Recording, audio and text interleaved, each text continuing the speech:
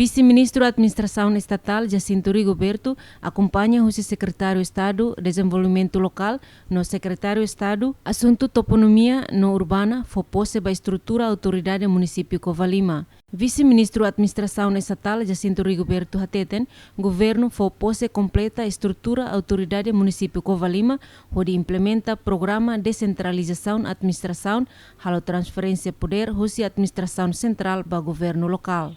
Cerimônia tomada de posse idane. Muda fase dahulu ba estrutura autoridade município Covalima Ninhã.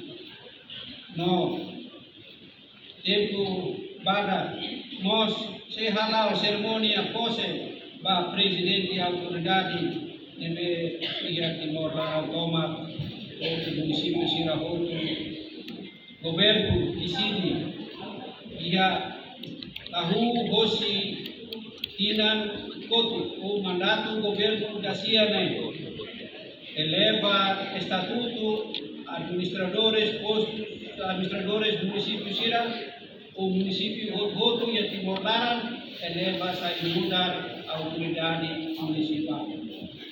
Tane, maka hoje, Covalima, sai mudar primeiro e história nós Covalima tambah tahu ona poder descentralização poder local.